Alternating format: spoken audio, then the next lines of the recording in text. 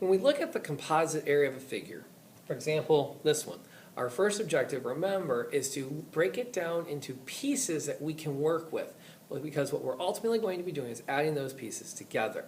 So I look at this example, the first one on your note page, if you're in my class. I've got a half circle on the top, and I've got a trapezoid here on the bottom. Now, if you'd like, you can break that trapezoid into a rectangle and a triangle and go that route. However, as we need some more practice with the trapezoid, I'm going to treat it like a trapezoid. So, my first order of business is to go ahead and deal with this top half circle.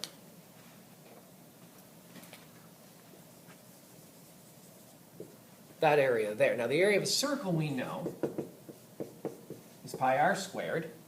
So what I'm going to do with this is go ahead and plug in 20 pi times.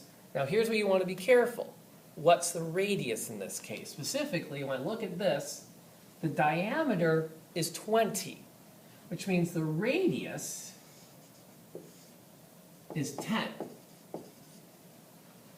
A common mistake students make is they go ahead and they plug 20 in here because they see the number on the page.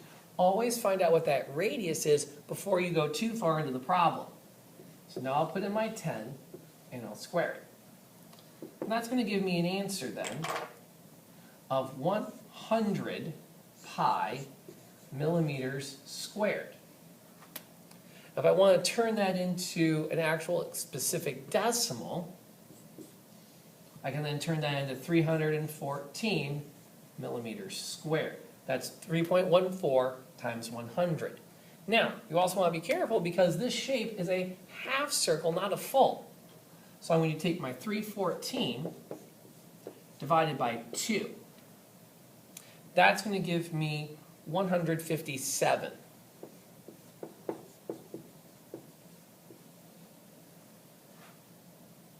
Now that's the area of this half circle up here on the top. I still have to deal with that trapezoid. Now the picture shows a right angle here. So 14 doubles as a side and as a height. So when I go to the trapezoid formula, area of a trapezoid is b1 plus b2 divided by 2 times the height. I've got the height. That's given here as 14. I've got my two bases, 20 and 32. So I plug everything into the formula. So 20 plus 32, all divided by 2, times my height of 14. And keep track of this guy. Let's see here. Now you want to watch order of operations. Make sure you do everything inside the parentheses first. So 20, 32.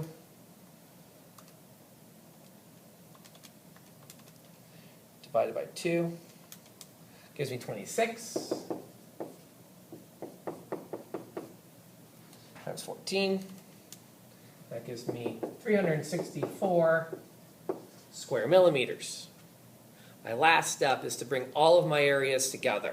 I've got this area here, this area here. I want to put them together. 1 carry the 1, 2 carry the 1, 521 square